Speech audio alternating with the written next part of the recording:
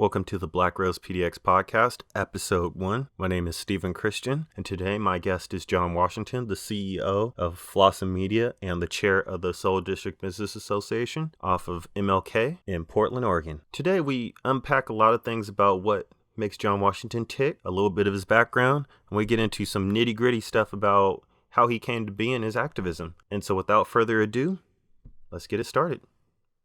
1, 2, 3.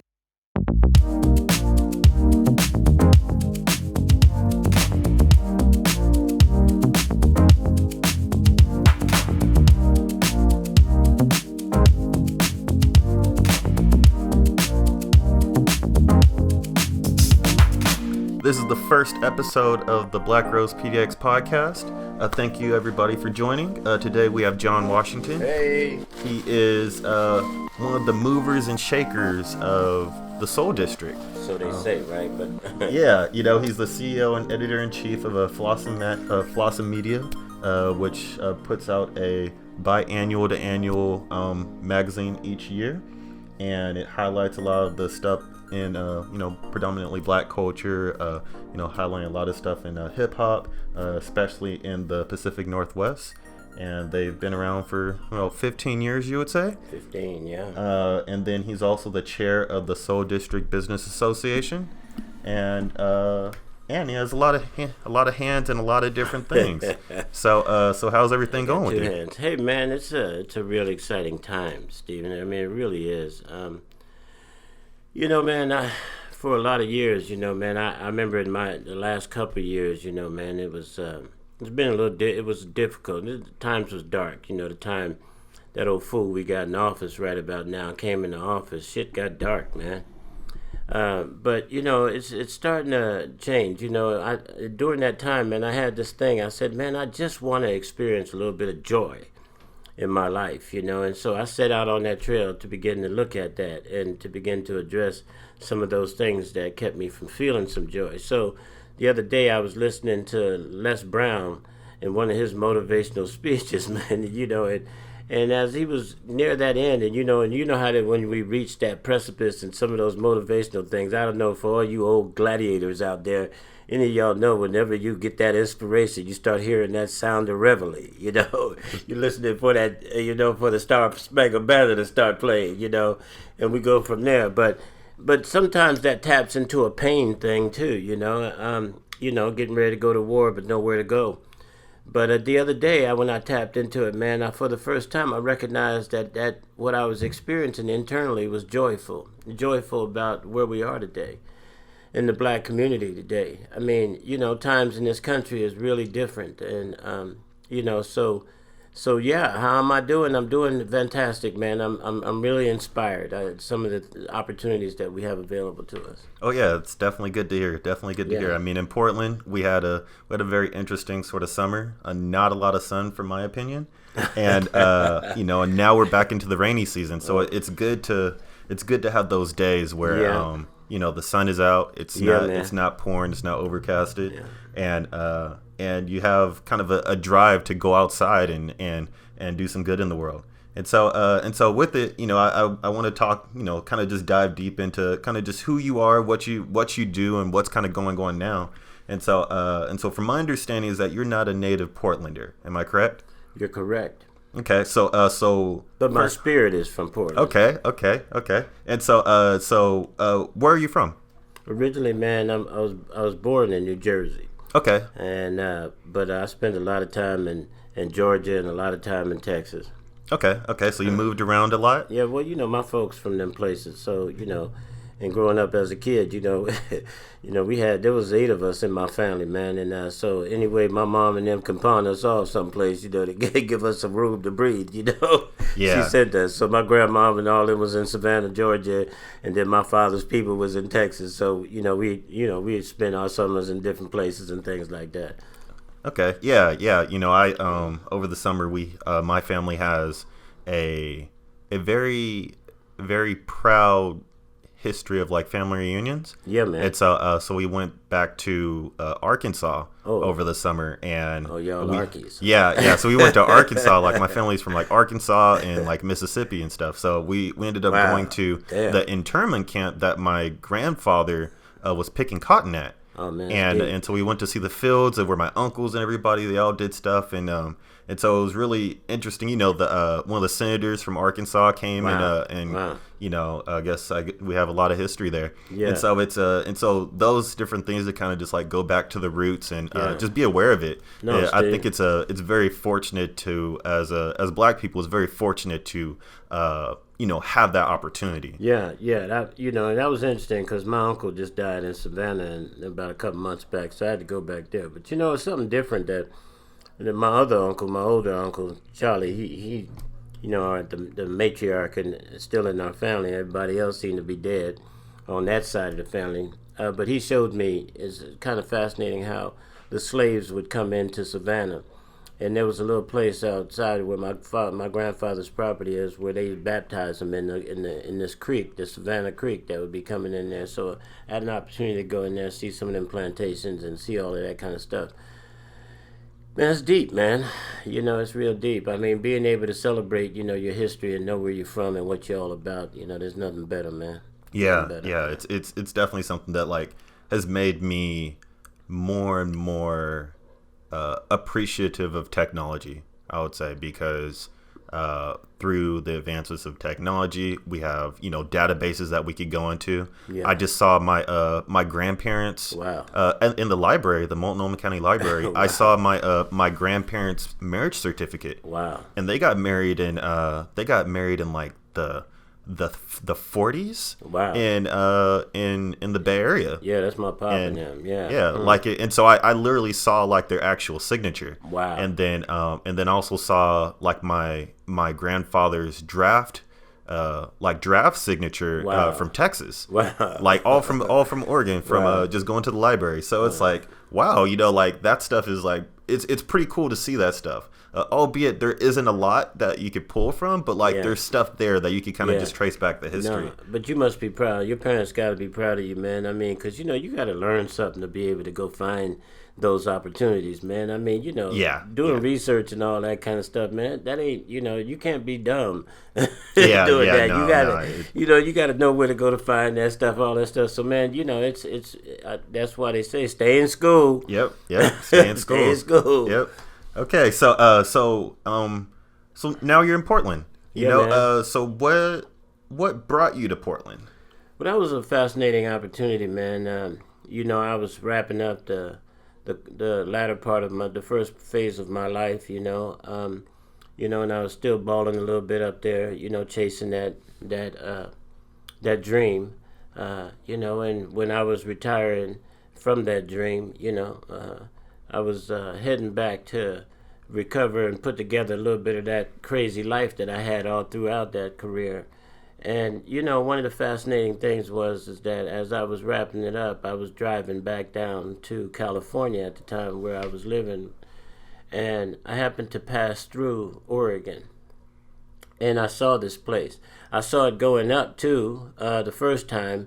Passing through it, I didn't have much time, just passed right through it. And I kept saying, damn, man, this shit is green, man. I mean, this is a whole lot of different kind of shit. But I got real uncomfortable when I started leaving big city lights, you know what I'm saying? Because I started seeing a bunch of, and so, of course, you know, where we come from, you know, when you get out in the country, you know, there's got to be the boogeyman out there, you know? So the further away we got from major cities, it got kind of scary. But then at some point in time, you know, I seen this little place.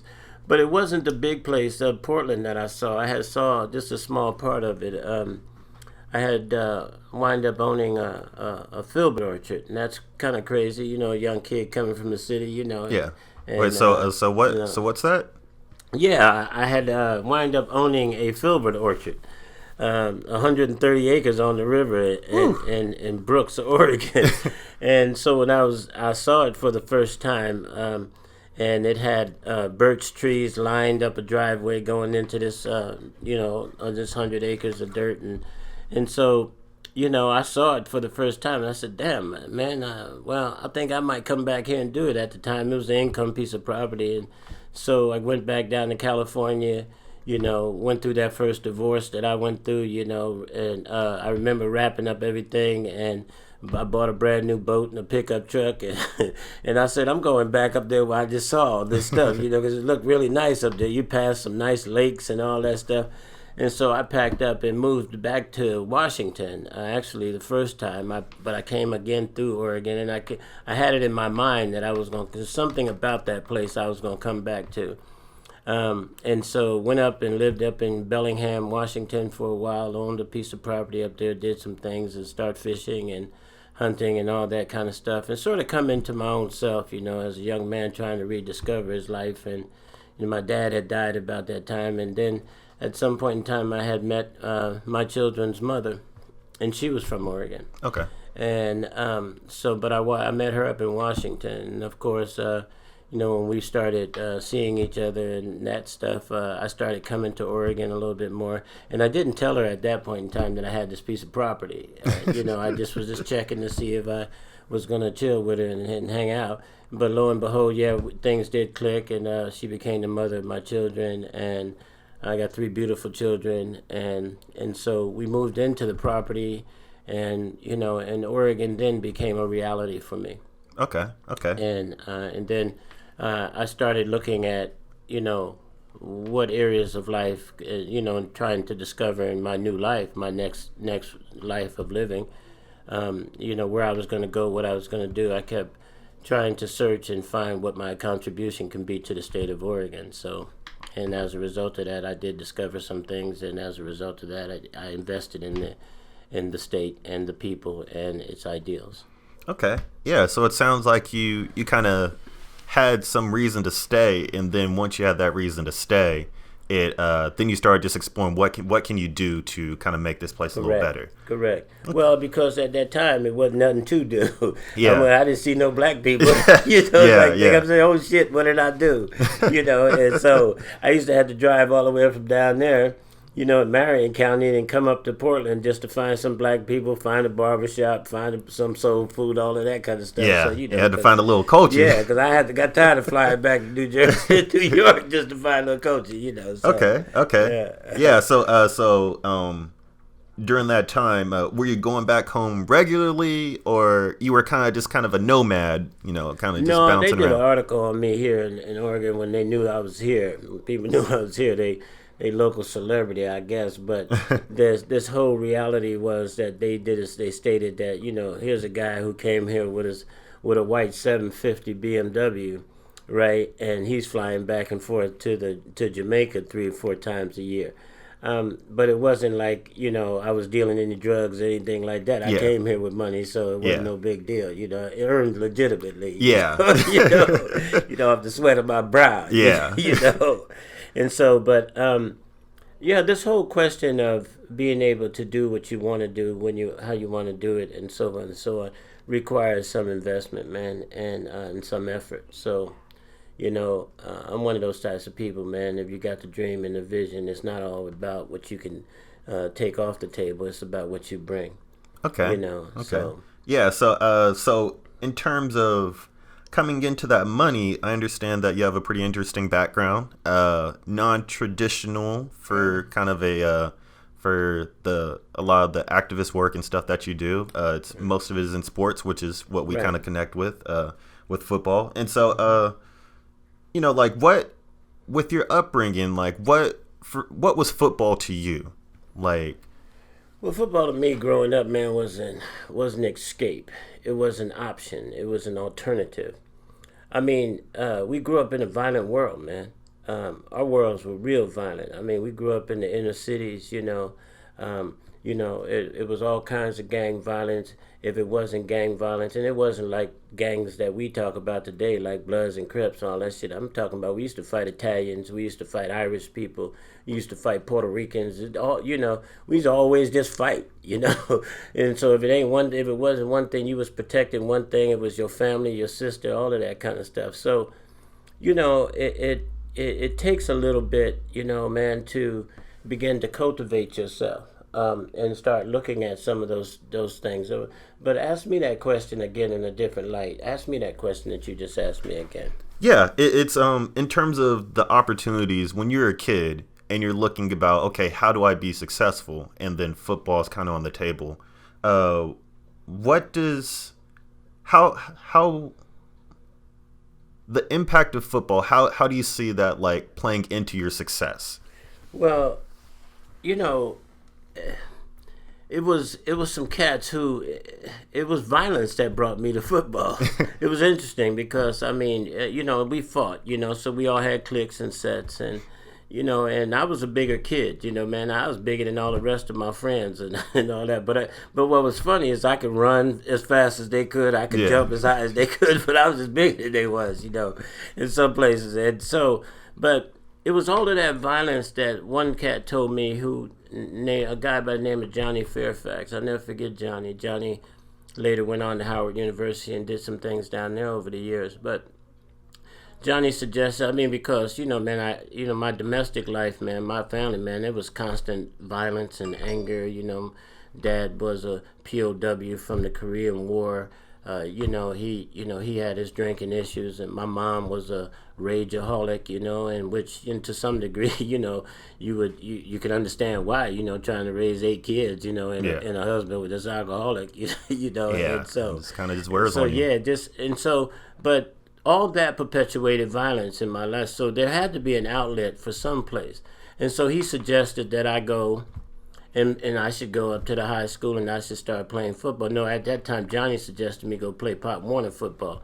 But it wasn't until later on in that violent situation, one night I was running home and I was late passing through the Italian area, and 3 Italian cats came after me. It was late in the afternoon, and I wound up fighting them off by breaking the antenna off of an old Delta 88.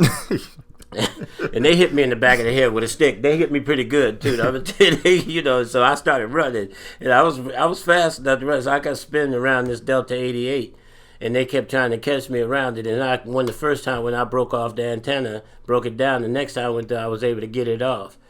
And later on, I beat these cats pretty well with that antenna, boy. And so a couple of days later, in the projects where we grew up, is that whenever white people came to it, we would always let each other know by hitting on this big heating pipe that ran through the building. You know what I'm saying? So that would light up. Whenever the social worker or the police was in the building, everybody would tell you by clinking on this pipe, right? And so if that pipe was light, one night that pipe, late in the afternoon, that pipe lit up. And so we get a knock on the door, and this man standing outside the door, and he asked, is that Bubby guy here? And my mother, is crazy as hell, it's the first thing she said to me is, nigga, what you done did now? You got that white man, the police, a great big old white man too. And later on today, his name is Bob Gutt, right? Bob Gutt was the high school football coach, right, up there in Kennedy. And Bob said to me, he looked at, he said, because my mother said, well, what you want to do? Why you want to talk to my son? He said, I just wanted to see if I could get him to come to the high school and play football, right? And she said, why you want my son to play football? And then he looks at me and he says, well, most of the time I'm trying to keep him from being Zorro in his off time. He said to me, he was the one, he stood up in the window, he was at the gym, he watched me fight this cat in the school, right? He said he's never even quite watched anybody use an antenna to a car quite like I did, And so he asked me, how would I like to fight, in an open arena. Okay. And he says, well, you're going to be a freshman. You're going to be coming over to the high school next year. I'd like you to come down to the field. And this guy's name is Bob Gutt. Bob played for Kansas City. And so, lo and behold, some things took place. My mom went off after my brother got killed, and she went off, and she tried to hurt me. And so, lo and behold, all that domestic stress and all that craziness and insanity. And at some point in time, I got pulled out of my house, and I got placed with this coach named Bob Gutt. Okay. And over the years, my relationship with him in football and all that became quite the next step for me in my life. It was the thing that gave me a sense of reprieve. But if the transition, if that was the start was any indication of what the transition took to get to where I am today, it would simply mean that I started off on the wrong road to get to the right place. all of that violence just beget and perpetuated more violence. Yeah. And even though the start was violent, and I might have had a reprieve in the career path that I chose as a result of that violence, but that violence created a lot of damage in my transition, before my transition, and the catalyst for my transition. So would I advocate for people to go into violent sports and things of that nature? If you would have asked me this question 5 years ago, I would have probably told you, let's go do it, right? I want to go back and play with you myself. But today, I have to disrobe that reality, man, because anything that creates and perpetuates violence in our internal reality as a foundation for young people only begets violence in the long run and creates a lot of damage.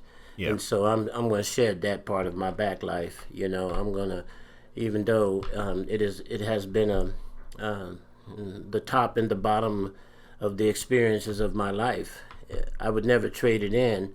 But you know, I'm a different guy today, which I thank that past for giving me this opportunity, because without my past and the past of understanding violence and that whole sport reality and that whole world and that whole life, it took me to a place, and that route took me to a place of love and compassion and understanding, because if you stayed on that path, it was going to take me to self-destruction and destruction of others and a number of other things. And so you know, kids, families, you know, enough damage that you can look back at to recognize that where I was headed with that wasn't a place I wanted to be. Yeah.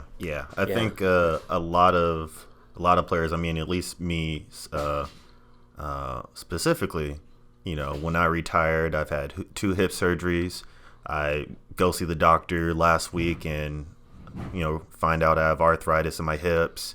And, you know, dealing with kind of the mental health aspects of it, and dealing with that sense of belonging that you lose. Amen. But also, you know, like it's a lot of things that like a lot of guys just don't really realize until later on of the impact of it. But you're also appreciative of the opportunities that came from it.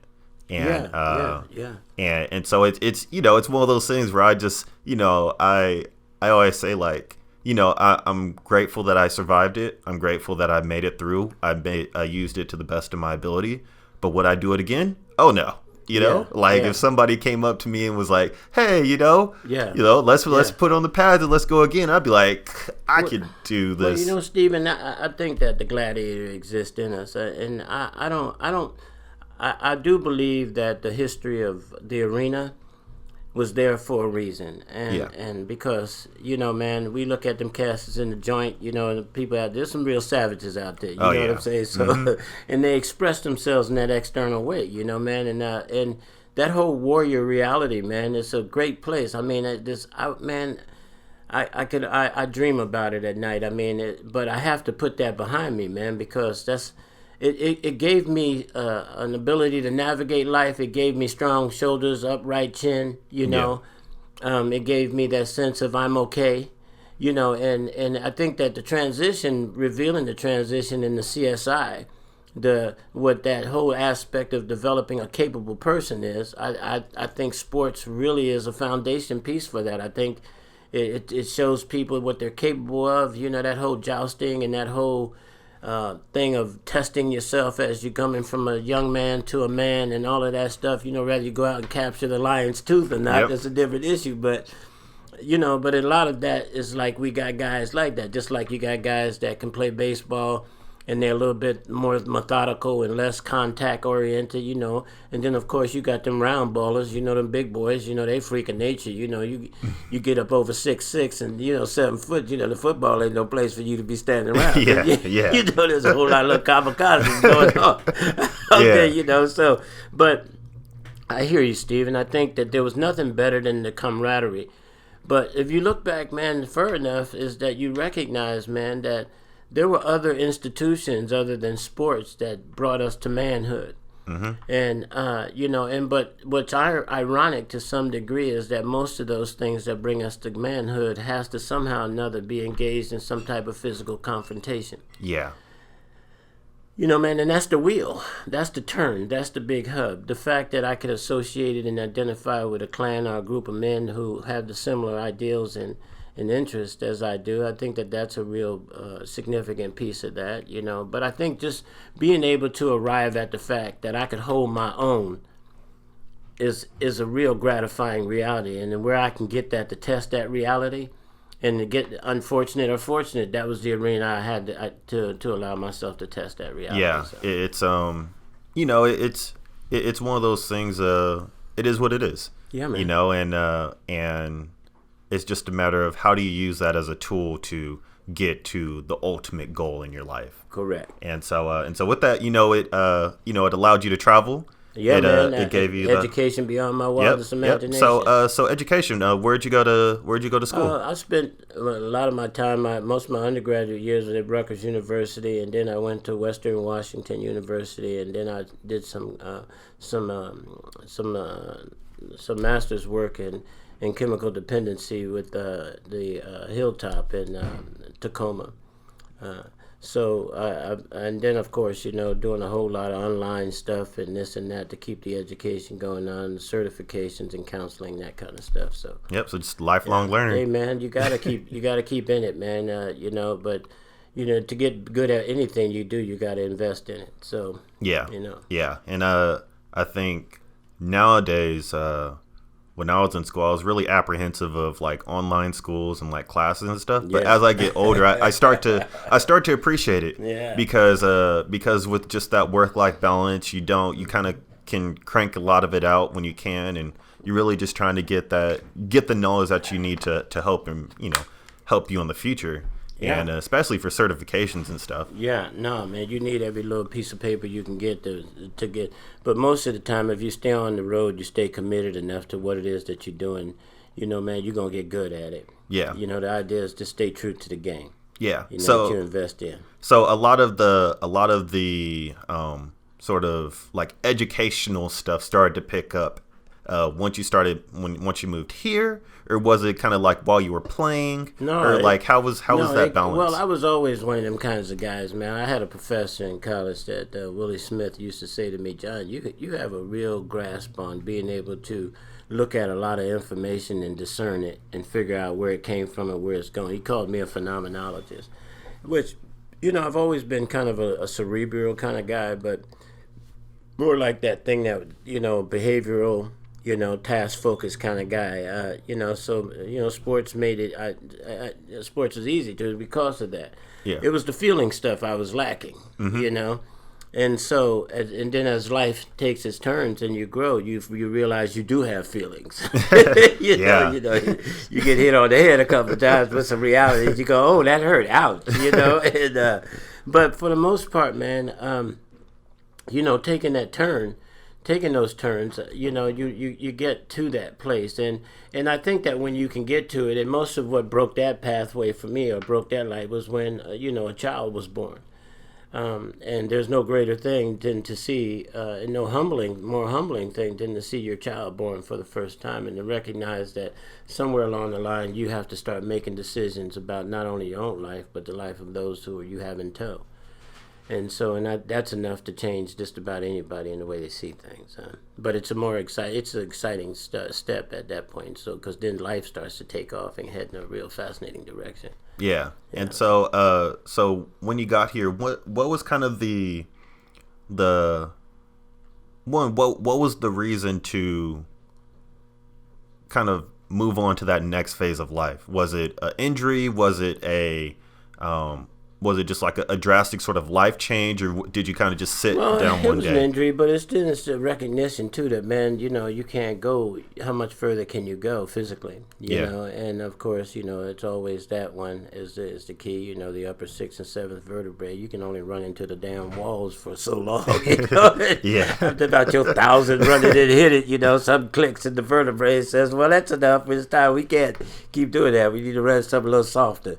At some point in time, I recognized, man, that my investment in chasing this reality is, it was on a decline or a depreciation. So, and then I didn't particularly like the fact of being a commodity, and all of that. But what became kind of interesting, that most of what my work, where it took me, was it really was that experience took me into the lives of others, and it was the lives of others that transformed my thinking and my process. I remember speaking at an elementary school when I got here in Oregon, and a couple days after that speech, I get a piece of paper from a news clipping, and it got sent over to me, and it was about a young kid, who two young kids, one was 16 and one was 12. They got arrested for trying to bury some kid and put a plastic bag over his head in the backyard, just because they wanted to steal his sneakers. Oh wow! Right, and so, but once I got a little bit and went and met the kid, and got a sense of what he was all about, I realized that wasn't exactly what they did.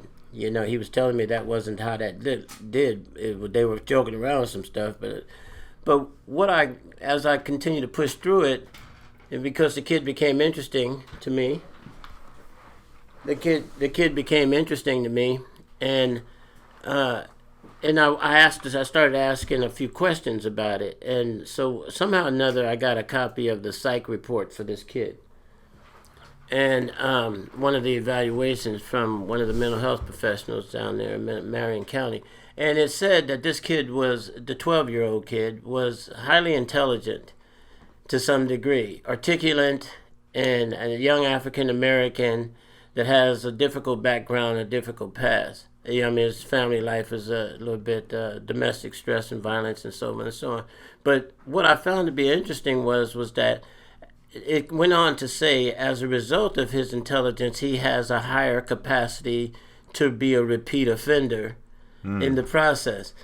And I sat back for a second and I thought about that. And somewhere along the line, all my experiences taught me that your intelligence could lead you to a healthy place.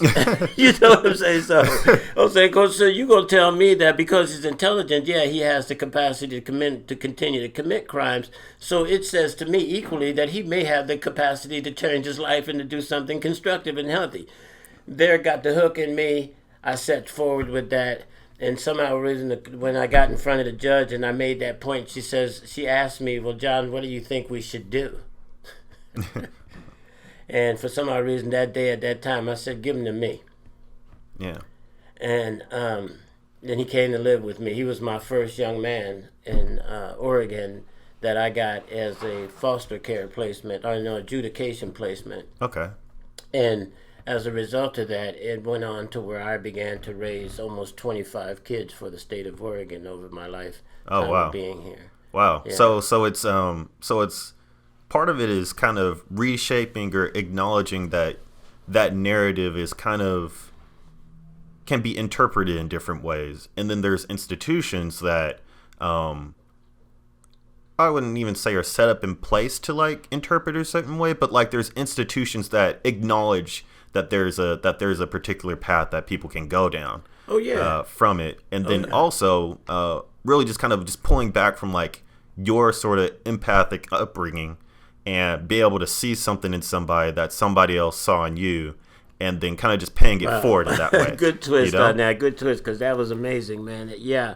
Hey, man, there's nothing more powerful, man, than to align yourself with the realization that you know that with a little bit more investment and a little bit more effort, you know, and yeah, in my life, I felt the same way. You know, Stephen, I, to be honest with you, you know, could I have been a Hall of Famer, all of that kind of stuff? Yeah, perhaps so. There was probably a number of reasons why I landed on the square that I did, but the whole realization was that I always felt like if someone would have invested a little bit more time with me and a little bit earlier or a little bit sooner, I think that I could have probably flew a little higher. Yeah. And maybe not, but for the most part, that was what I was thinking at the time when I made that decision about this young man in the courtroom is that it just required a little bit more investment. Yeah. And so as a result of that, I see my people in the same way. I see that neglect or that ability, because we are all trying to survive, that we begin to neglect the very thing that comes from us, that, you know, to nurture that in an appreciation in a healthy way. Life is real important, man. Yeah.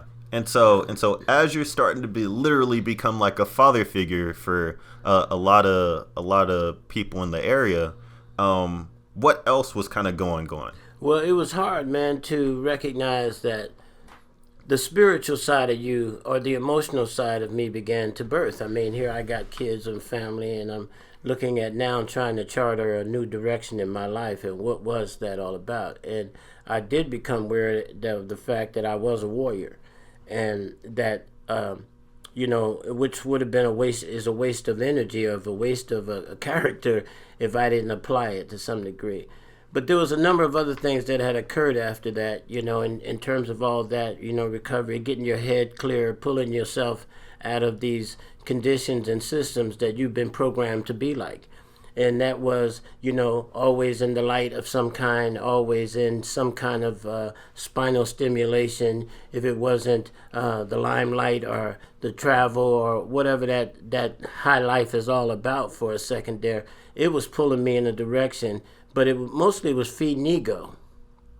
And what I was dealing with at that time was trying to simply get back with putting my both feet on the ground and just becoming a person that my kids could relate to, my community can relate to. I never wanted to be so far removed from the normal people, man. Look, that's the one thing about me, man. I don't never want to be removed from the people who I value and I appreciate. You know, and so being a part of a community, you know, being respected and all that stuff, you know. And the one thing that came to light for me was, in recognizing my kids, is that they had inherited my name. And I realized that for me is that the history of my life was about honoring my father's name. Yeah. You know, because I got brothers and sisters historically, man, that, you know, that got caught up in the trap. You know, to where, you know, honoring a name, you know, we just trying to live, you know, we just trying to survive. But to me, you know, recognizing the respect that I have for my father and my name, that I just chose at that point in time to just, you know, choose ethic, choose righteousness, choose a few things that, you know, that was more of a challenge than just being a physical character, you know. So I took that challenge on, and as a result of that, today I arrived to what I do today as a life form, and that's sort of trying to make a contribution to my community and my environment, and bringing that warrior to that. Yeah. That big, that overarching sort of acknowledgement of wanting to leave a legacy that I feel like a lot of people that aren't Black kind of take that for granted. Yeah. Of, you know, having a name and having a sense of belonging, having a history tied to that name. And making not only the past proud, but also the future proud, and the people around you proud. You know, I feel like this generation, like, is starting to sort of like get to that point where that becomes a priority of like, what do I like, generational wealth? Like, what do I have now, and what will I have in the future that I could give to my future and to my community? That's becoming more and more of a kind of, I would say, like a Black American sort of topic, a national topic, and let alone you know, a community sort of like thing that we see on a day-to-day basis when we talk to people. Yeah. Hey, man, but we got to go back a little further. You know, for me, you know, I think the disparity or the difficulty is recognizing how I was influenced by external locuses of control, meaning how all the trappings of my former life influenced my life. But at the same time, recognizing that those are all external things. Those are things that our society is pulling us to. I mean, if you look back at it, I mean, I remember the time when the malt liquor ads almost destroyed our community. Yeah. You know, so all that external stuff, man, I was caught up in it just like anybody else. Fast cars, fine women, you know, the best wine, best hotels, you know, everything I can do that would, to some degree, feed my ego. Okay, but the real work, man, was in the realization of how do I keep character in tow when I ain't got no money? Yeah. You know what I'm saying? What's those choices when you looking at kids that you got to feed, right? And at the same time, man, you ain't got a job, you ain't got a money, and at the same time, you constantly seeing about that impropriety, or that experience of living as a black person in America. You know, what decisions and what choices we made. Well, man, I found that challenge was harder to keep in tow than that other one. You know what I'm saying? It was because, to consider rather or not if I was going to commit a crime or this or that, man, when I got the realization of how I'm going to feed my family in front of me and not have that thought about what is a man? Asking myself, since I've never seen my father never showed me how to be a man. I mean, I had some other men around me, but I think that whole baton of what knowledge and what information we pass on to each other, and this is where I got this other problem with this other thing, is because during that whole time of fragmentation, there was that advent of technology. And when technology hit, man, there was a transformation. I remember, man, we was driving around the rides, the big old rides with the big box and big phones, all that kind of stuff. And we was out there living large, it was a big thing. But we had no idea how that was going to impact our community, man. But if you recognize that during that time, it was real clear that the generational relationship between me and my father was about 15 years apart. We can basically I can relate to my grandfather and through my father in that span, right? There wasn't that much.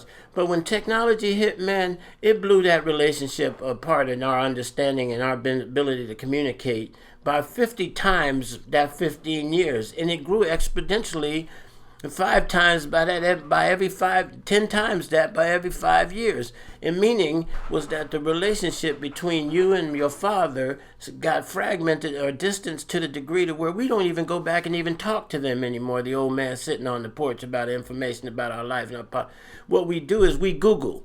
Yeah. We isolate. We begin to do, and I'm not so sure if it caught us at a critical mass to where there wasn't enough information transitioned to the young generation. There wasn't enough knowledge about the struggle and about the priorities of what we should focus ourselves on, how we should each one teach one, reach down and pull up one, and all of that kind of stuff. Somewhere there was a fragmentation, and then another voice took over. Well, you should just maybe seek counseling, or perhaps, which is not a bad idea neither, or you should go another direction based on this, but not any interpersonal experiences with the old man who basically has a history to pass on to you in a small conversation. So. Yeah, and I find that sort of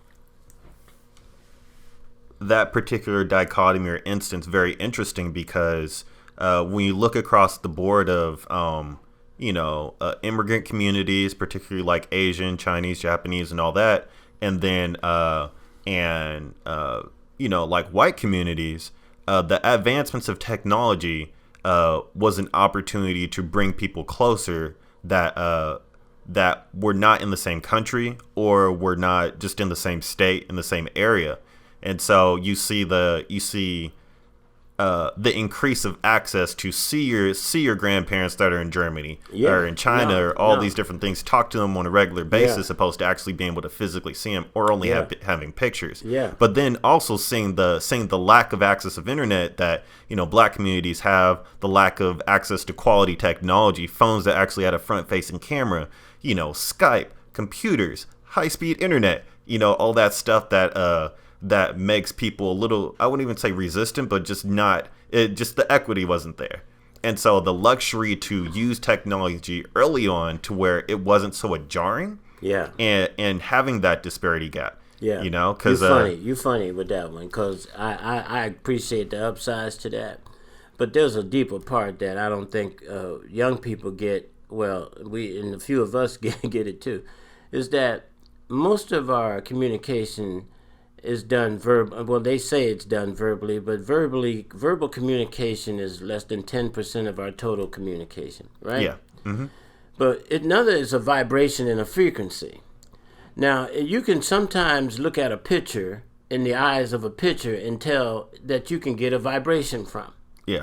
You can look at a video of someone you're talking to that you can maybe get some vibration, but there's the whole idea of communal gathering and the ability to touch each other's energy is a real crucial, significant part of the human experience, but yet we neglect by taking on technology with it. Yeah, it becomes a scapegoat. It becomes an alternative form that takes you away from the total human experience. So that's just my perception on it. I think that there's some great upsides to it, but I'm thinking that if you got a community of people, if you're moving, I remember when they kept, since we were, we was behind the matrix most of the time, we could hear the conversation of how fast someone can get on a PC and get communication to advance their lifestyle and all those opportunities.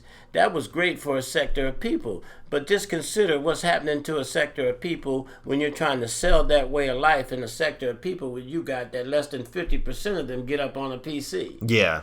So life is almost like passing them by. Mm-hmm. You know what I'm saying? So that you got this whole push to move in a direction when we're leaving a population of people behind. So whatever relevance that is for me today, I think it plays itself out in a whole lot of ways of what makes a person complete or what makes them feel okay. Yeah. And to me today, that's the whole ultimate reality of what my work is all about today, man. And I think that when I look at the parallel of what you've asked me in terms of what my past life was about it. I think the opportunities it afforded me was the fact alone that I was okay. That there was enough experiences that I had that reinforced those three perceptions about capability, significance, and influence. Okay?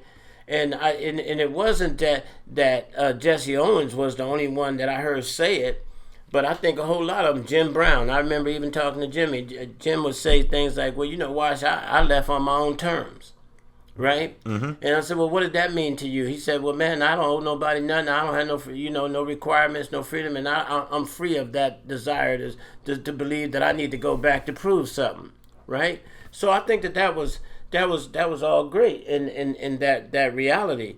But when I think about these guys, and when I think about how do you liberate yourself to the degree to where you have that ability to make that transition of life, where you something tells you that you can sit at the table and it don't matter what they're throwing at you at that table, right? The bottom line is that you know how to stay true enough to your commitments, and you know enough about who you are as an individual that you can steadfast in that environment and advance in that environment, not only for yourself but for your people or for whatever clan that you got in tow.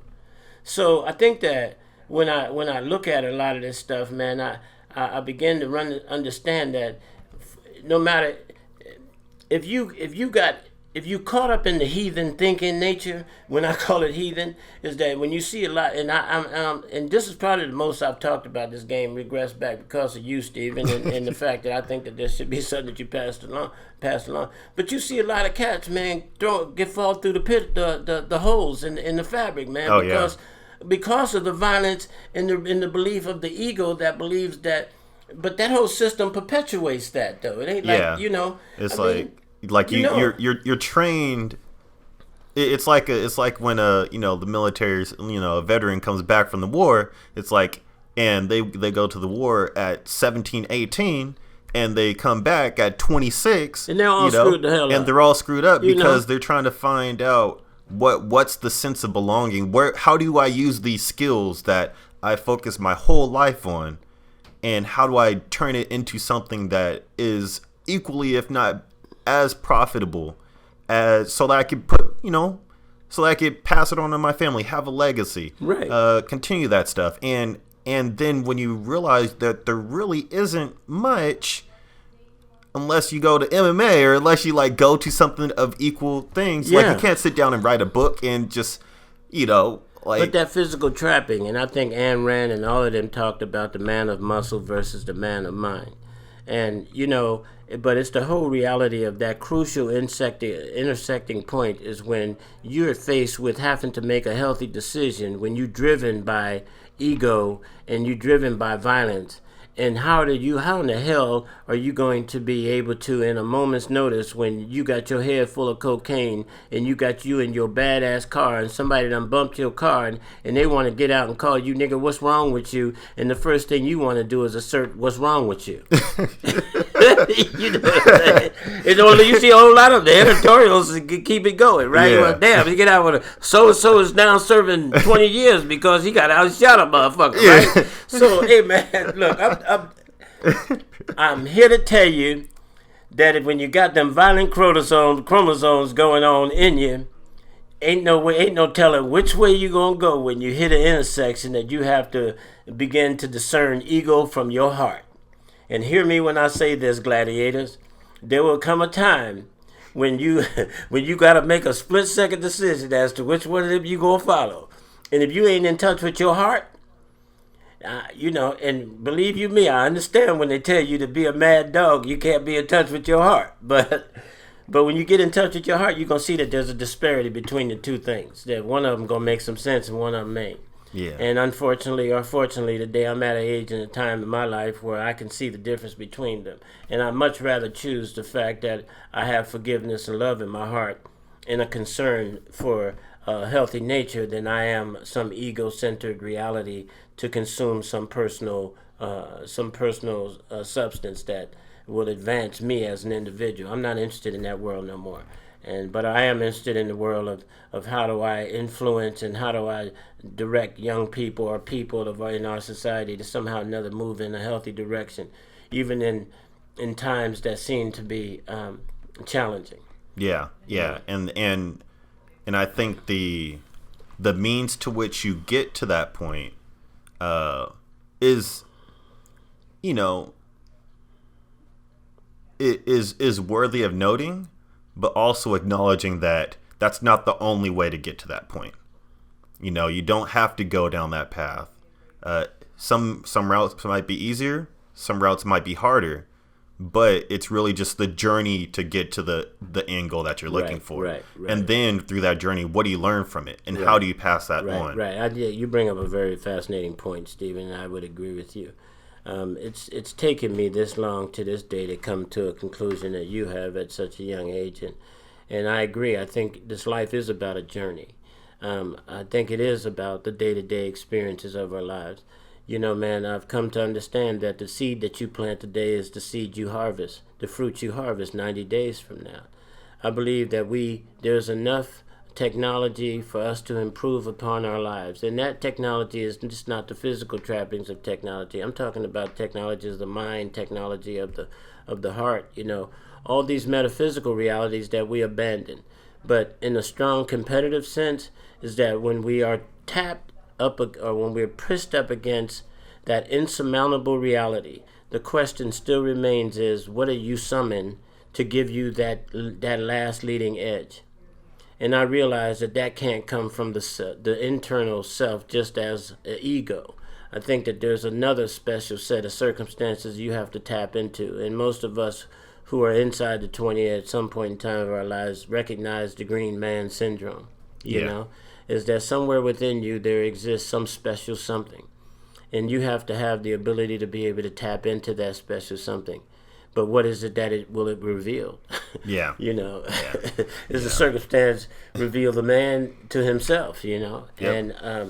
And so yeah, it's a real healthy, important reality to recognize that this is a journey in life, and if you really want to have some fulfillment in this life, it's not so much about the external trappings of this life, but it's also about the internal fulfillment of the self, in terms of the spiritual nutrients that you need to consume. Not just the mind, not just the body, but also your spirit, your heart needs to be addressed. And believe you me, man, I'm not a Pollyanna or a bleeding heart liberal or any of that kind of stuff, man. I mean, I'm soldiered through and through, but I do believe that we have to be available to people around us. You can't be a champ, you can't be an active champ, not unless you're a part of the people, being a part of the people, being a part of their mission, their lives, their part, and so you got to be on the line. All those people who's sitting behind, in the couch talking, that's just what they do. Me, I'm a trench guy. I'm in the trench, man. I prefer to be there. Yeah. That's my adrenaline. Yeah, and so kind of picking back up with technology. I mean, there are there's obvious flaws and downfalls, but hey, you're the CEO of a media company. Yeah. That uses technology on a day-to-day basis, right. and with your stuff that you're doing with the Seoul District Business Association, with greenlighting Black Lives Matter, providing opportunities to give youth in the area like access to those tools and access to the skills to actually make a living in the future. Right. Like how have you been able? Have you always been sort of like technologically savvy? No, not in the least bit. Yeah, like what sort of in your regular life you're surrounded by technology. Yeah. I like the latest and the greatest. That's the thing I brought from the other side with me. I'm all fast cars. Yep. Beautiful people. That whole thing. No, man. But I use technology different today, Stephen. Technology is just not only just the computers and all that stuff, man. Technology today is also about dealing with community engagement, interventions, all those types of skill sets that require media and to some degree, but yet using media to advance an agenda. Using media to reach people, to get them to be attracted to a more interpersonal type of engagement. Okay, so there's a number of ways I like to use media, but much as a counselor and all of that kind of stuff, man, in my past, is that I just came to realize is that people, if we had more adequate, effective ways to meet people that are marginalized. Now, most of our traditional media reaches people, but they reach a certain segment of people. They don't reach the segment of people who can benefit from information. When you get a little higher up on the economic ladder and you get more technologically sound, you tend to get more opportunities and more advantages and more things of that nature. I think that sometimes, though, man, is that if you don't have the financial wherewithal, and you are a marginalized community, there are certain disadvantages that you have as a result of that you can't compete with those people who do have those opportunities to have that technology and all that kind of stuff. So I like to believe that if people have a source of information, a way to be able to access information in such a way that they can get it, they can understand it, that they could advance their own agendas a lot easier than it would be coming to me for ask somebody or coming to an organization or whatever to ask for help. So my thing was that I wanted to transition from actually being a service provider to providing information to people who can basically seek it out themselves and find it in them places when they don't want to come and be more social or whatever the fact is that they know how to find information to get to where they need to help themselves. And that's what the source, to bring to light successful forms of living that's not ours, but that's out there that we want people to recognize and know and understand. That's what the media company that I decided that I wanted to be a part of, that we are today. Okay. And so that's where we're at. Okay, so were you one of the founders of the media company, or did you kind of come in? Did you see what they were doing and then you were like, oh, I want to be a part of it? No, man, not at all. It was actually, I was launching, during the time AC Green, all of us, a bunch of people was launching new clothing lines, and Russell Simmons was coming out with Fat Farm, and old boy Sean John, and Master P with No Limit and all that, right? So one year we all got down to the Magic Show right together. And I happened to see Russell Simmons. He was sitting in that little Fat Farm thing. He had a chicken farm fence around his shit. He was at the main dancer. And at that time, Master P had come out with the No Limit, and he stole the show that year with the two-piece No Limit, red and white two-piece T-shirt and a headband. Yeah. And so then he came and performed at the show and so on and so on. But during that year, we had come to realize that there was about like 7 to 8 black men who had businesses that was generating well over $200 million a year, man, in tax returns. Yeah. And so that shit was crazy, man. And they was doing some real... So the question was, what was they doing, man, that was making them this much money? So when we started looking at what they had in their portfolios, they had intellectual property ownerships, which was generating a lot of money. They had asset holdings in land and stuff like that. But they also had media and stuff like that, right? Yeah. So... And at the time, I was working for a development company out of Nevada, Reno at the time, and there was a bunch of players investing in a retail development that we were doing over the years, and so So I happened to tell the board, the committee at that time, man, well, we ought to figure out how to make this kind of money, right? Yeah. Right? It looked like it's a lot more fun, a lot more easier. And so they told me to go find a media company. Well, go buy one. They gave me $1 million, right? They gave me $1 million. They said go buy it. At the time, Dime was on the shelf at the time available. I mean, Source was struggling a little bit, but they was always getting that reputation that they was owned by dope dealers and this and that, right? So I couldn't figure out that better. So there was a number. There was this magazine in Portland called Flossin, and a young cat had it at the time, and I came into that one year. I came in to see a Santana concert in Portland, and happened to meet a young lady who knew this guy. And a young lady that was a waitress, and who today is she's working for us today. It was Fawn Averson, right? Okay. And so she introduced me to this guy, and so at that time I gave him two $5 bills. We looked over the book, we seen what the distribution. They lied a little bit about some of it, but it was okay though, because I looked at it. He was a young cat, about 20-something years old. I was a young black male. He was kind of special in that way. I thought it was kind of a neat deal to let him kind of come up. And so I gave him two $5 bills, and on that $5 bill I wrote 25,000 and 20. We settled on a deal and the price, and I wrote the price on. At that time I had two $5 bills. I wrote on each of those $5 bills what the value of the magazine purchase was going to be, and I split it in half on both of those bills. And I said that once I get this contract drawn up, I come back, I'm going to bring you the money that's on these two bills, and you need to have these two bills available to me when I get back, because that was our deal, right? Okay. The way it was, that was so kind of like his receipt. Yeah, that was his receipt. So, but if he didn't have them bills, I got back to consummate this deal. We wasn't going to consummate this deal. Yeah. So I get back 2 weeks later. I got, a pocket full of money, and the amount that we agreed upon. And so I get back to him, and we start talking. He signs the contract, and he's sitting there, and we're sitting there, and he's waiting for money to exchange. And I'm looking at him, and he's looking at me. And I told him, I said, you know what I need, man, that's your part of the receipt. And he goes, oh, man, yeah, right. So he gets his wallet out, and he thinks, they way down at the bottom. He can't find it, man. He's looking really hard, right? And finally, he's got these two $5 bills rolled up in there, and we opened them up, and I took one $5, I counted out all the money to him, and another one I counted out all the money in stacks, and I bought Flossin. Okay. And we changed a little bit, because at that time the magazine was about everything about my old life. Okay. Big cars, women, fancy houses, players, and kind of just a magazine full of people flossing. That's all it is. They just flossing. So, but the question was, what was different was I going to bring to this from the committee and the board? And what I basically said that success, the external trappings of success are just external of that. The longevity in trying to hold on and sustain in that place is a different kind of conversation.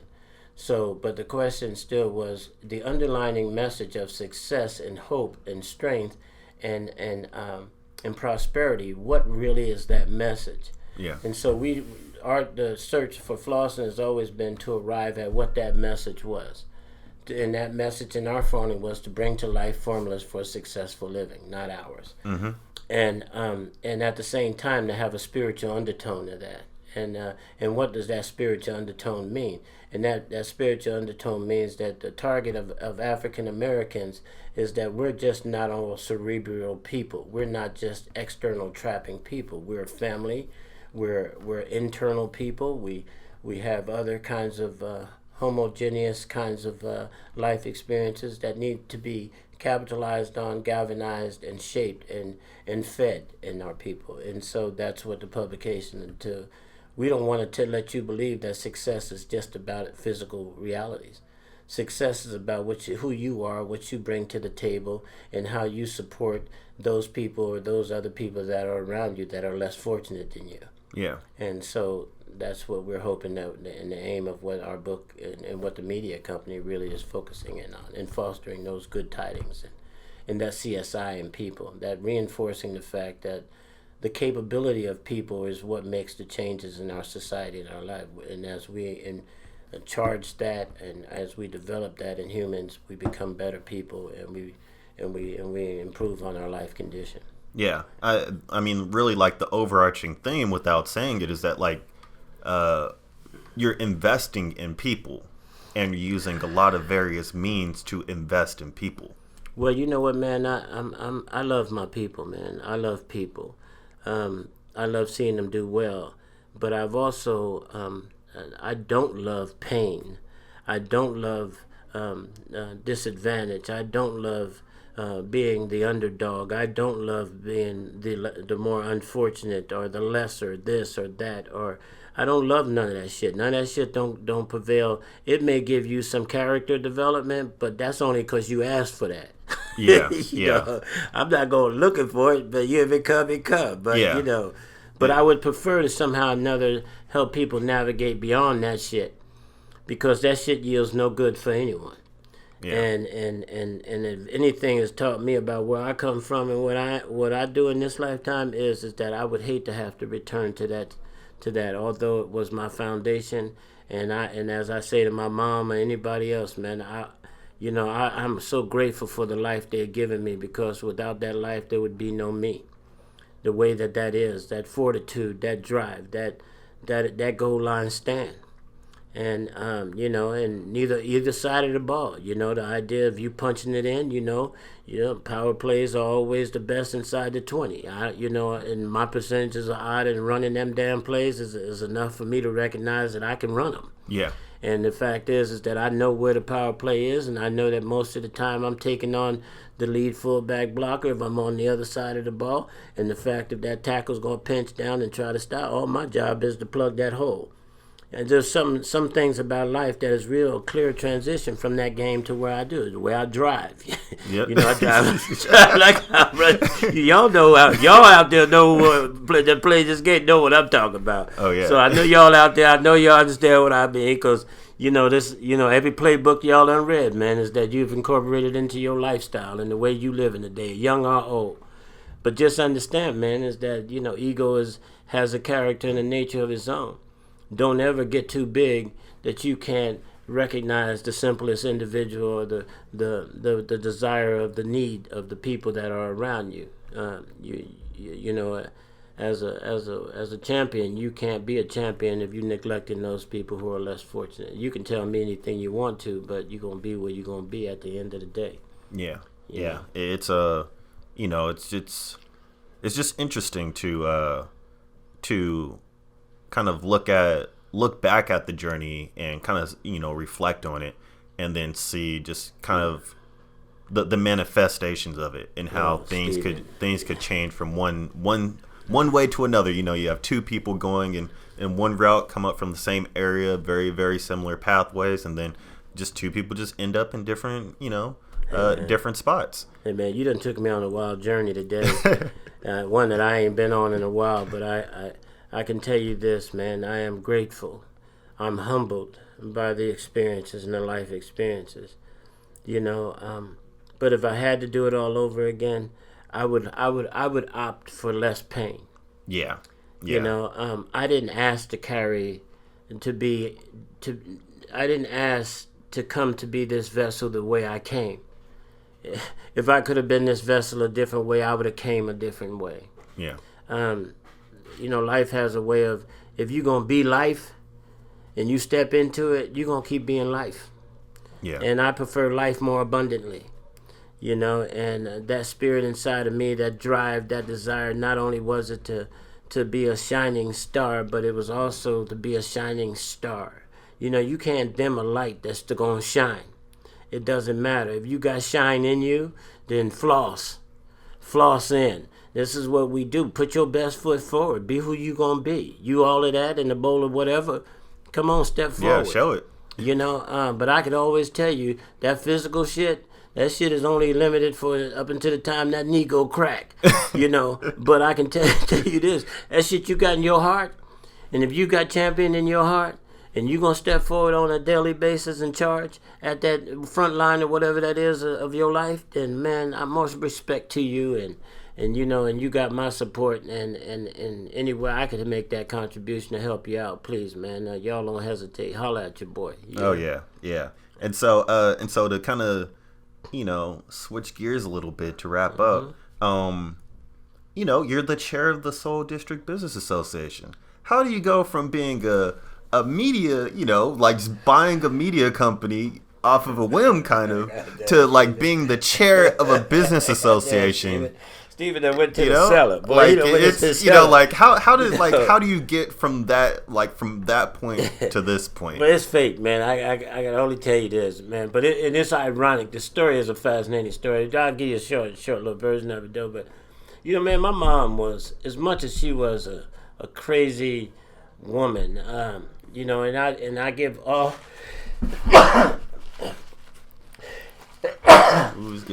You're just getting all riled up now. Yeah. My mama, she in the room. I give all respect to God and the women.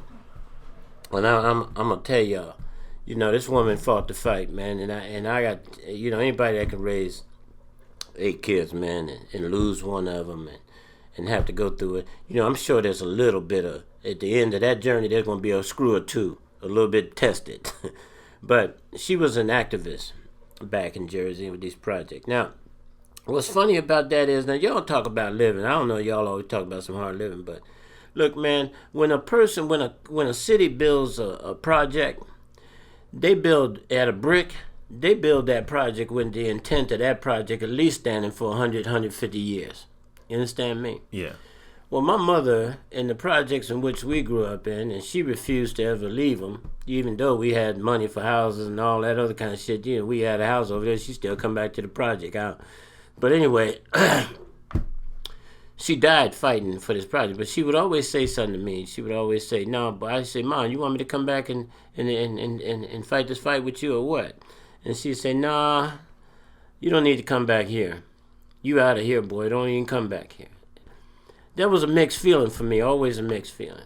So as I'm living and breathing here in Portland and doing my work and as owning a business and so on and so on, I get a voice in my ear from one of the city people at the time, and he says, "Hey, you know what? I know that there's an old lady over in the Northeast, an old black lady, and she's having problems running the business association over there. And that business association is a pretty crucial piece for the Northeast. And and she needs some help." And I said, "Oh, man, shit, I need another job, like I need a hole in the head." But that day, for some odd reason, I went over to meet the lady. And the lady was an older black lady who reminded me a lot of my mom, named Joyce Taylor. Joyce has passed since then, and God bless her soul and respect.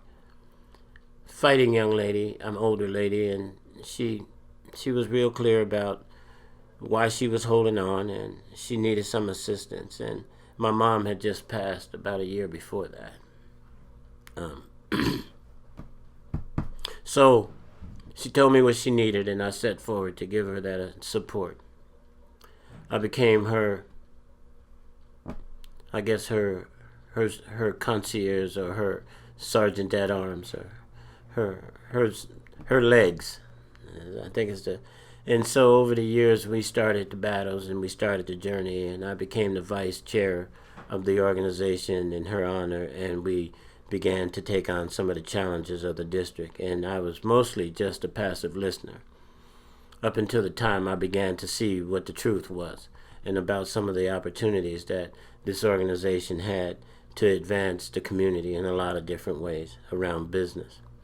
Now, most people don't recognize that there's been a lot of discriminatory practices set forth in this country for the African American, but most people don't recognize that the significance of the significance of the form of discrimination that came through African Americans through the ability to establish a business in a capitalist society.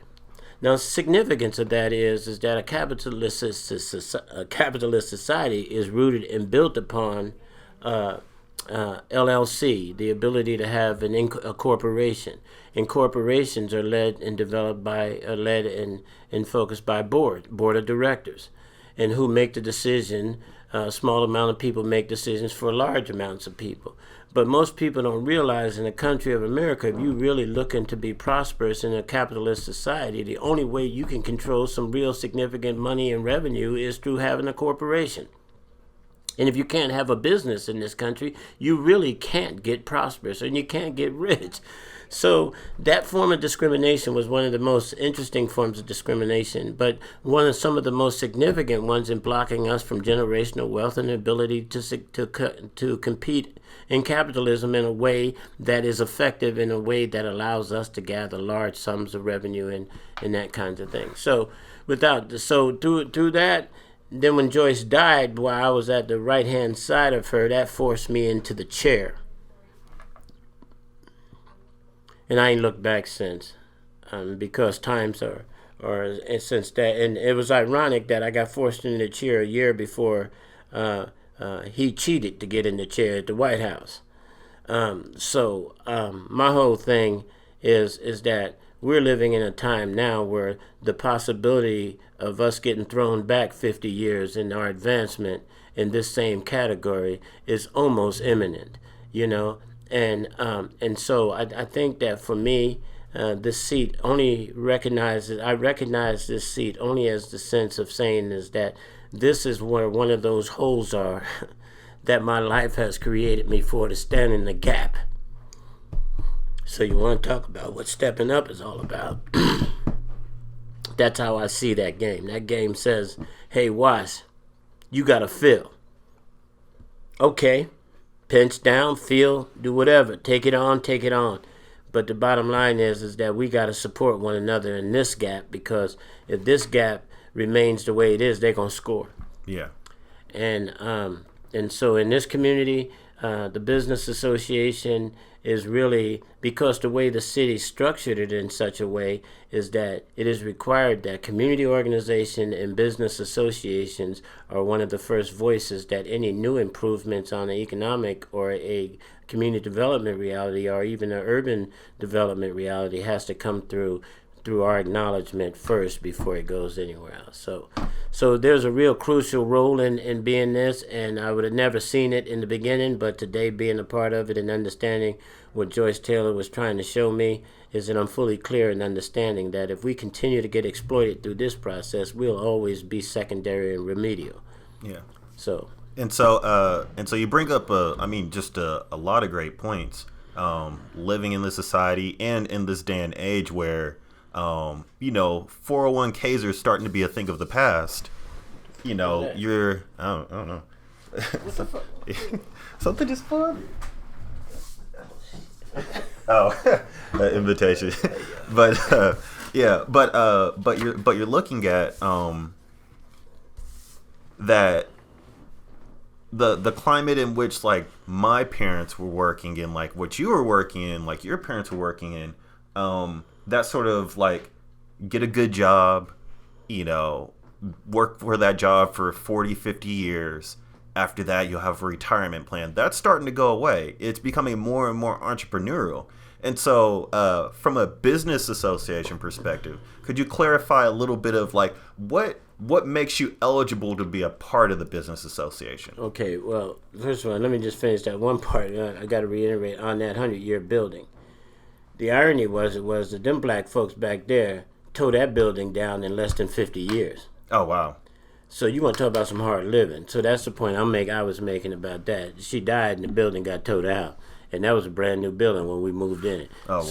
So the question that you asked, ask me that last question again. Yeah, in a day and age where people are becoming more and more entrepreneurial by a matter of circumstance or just because they have the will to do it, from a business association perspective, what is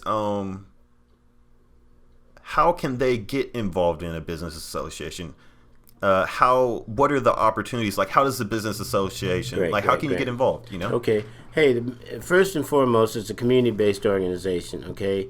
Chartered by the city, some 60 years back or whatever, okay? It's very, very easy. We're a membership organization, number one. So depending upon the size of your company or the size of your business, how many people you employ, there's a sliding scale that the membership fees cost. Now, all it takes is a voluntary reality. All you want to do, if you want to be a member of it, all you got to do is, we're got all kinds of access points that you could access us through, rather if it's online, through Google, whatever you can. We're the Northeast Business Association. But we also are advocates and policy influencers. It's important for us to recognize is that, legislation and policy is what keeps us in compliance, but at the same time, it is a real creepy way of navigating and influencing communities right out of existence. Yeah. So you have to be a little bit careful about how you're represented, who's representing you, and who's tracking and staying upon policy changes and influencing in the government in relationship to small businesses. The other part is that you can volunteer for any of our types of programs. The types of things that we do. We put on the MLK Dream Run as a fundraiser, but not just a fundraiser. It's a community engagement opportunity. That's really what that's all about. We got tired of putting on hip hop shows for cowboys at a rodeo. That's really what it boiled down to. And, the question was, what does everybody do in Oregon? Well, everybody in Oregon knows Oregon because of a couple companies that are in Oregon, which is 80% of the athletic companies that are in the country or in the world right here in Oregon. Yep. So everybody runs. So we figured that was a good intersecting point to begin. And that's a race where there's no impediments. And at the end, there's a finish line. And at the end of that finish line, you get your time of completion. But at the end, we all celebrate. We all celebrate with grilled cheese and beer. Quite an outcome. But anyway, at least we get some conversation in there, right? And then, of course, we get the advocacy pieces. Black Lives Matter. Yeah, they do. And but Black Lives Matter video programs and these programs, they're rooted in how do we begin to build the next level of the next generation of youth entrepreneurs or business people. And once we've recognized what the issues are, the impediments are, we need to begin to start developing constructs and programs and things that address that need. And that's what this program is about. It allows media for young people and people all across the board to learn to use media to liberate their conditions. Okay? Now, you heard me say it firsthand. It's not just about somebody telling a story. It's about somebody learning that they can use these instruments to liberate and change their lives. Okay? And so I'm not mixing my words on none of these things. I'm not investing no more of my time, my money, or my efforts into anything that doesn't reinforce in people those three perceptions that I continue to talk about. And those three perceptions are rooted in the perception of capability, the perception of influence, and the perception of significance. If a program or an opportunity does not reinforce those things in people, then you are reinforcing the less than secondary class, subclass citizenry of those individuals. And I am not okay with that any longer. So to me, whatever the construct is, it should reinforce in all people those three perceptions. And if people can't walk away with those three perceptions from experience with you, then they don't need to have no experience with you, because that experience is robbing them of something. So for us, that's what these things are all about. This association and hopefully those other business associations out there, wherever you're at, you can join them and be able to improve upon your communities and your business condition. Ooh, yeah, that's a lot to unpack right there. Yeah, man. Yeah. And so just to wrap up, is there anything kind of going on off the top of your head that we should be looking forward to? Yeah. In fact, as I alluded in the beginning of this blog, I talked to you about the feeling of joy. And, and all throughout this conversation, that most of the things that we talked about were pain places for me.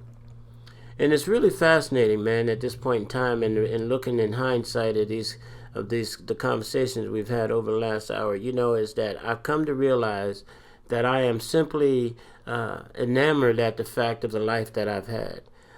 There's such a joy that's in my heart today that hasn't been there. I'm so excited about where we stand as a people collectively on the precipice of some change. Neither the change is coming is neither a good one. It reminds me of what the cowboys say around here. Evil, it's a coming, but it just ain't got here yet. Or is that we're standing on the precipice of some most exciting times and changes in the black community in Oregon in its history in a long time. And I'm excited about what those opportunities are lending its way to be. And I'm excited about being a part of it. I'm excited about being on the front line. And I'm excited about any opportunities we have to score.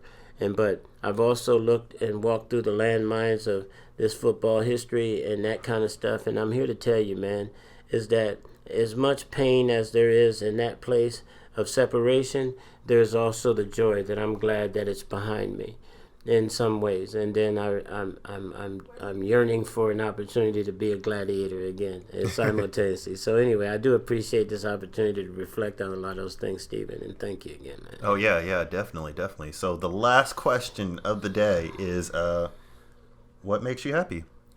What makes me happy, man, is fishing. What makes me happy is hunting. What makes me happy, man, is good food and good people. What makes me happy is standing on a hillside, looking at a river and the trees turning colors in the sound of that stream. That's what makes me happy. Yep. And my children, by the way. Okay. And so with that, everybody go fishing, get some nature, and we'll catch you on the next one for the Black Rose Podcast. Have a good one, John. Good interview. Thank you for talking with me. Oh, no, man. Yep. It's my pleasure, my brother. Thank you again. Oh, yeah. Who's banging at the door? And that is a wrap for the first episode of the Black Rose PDX Podcast.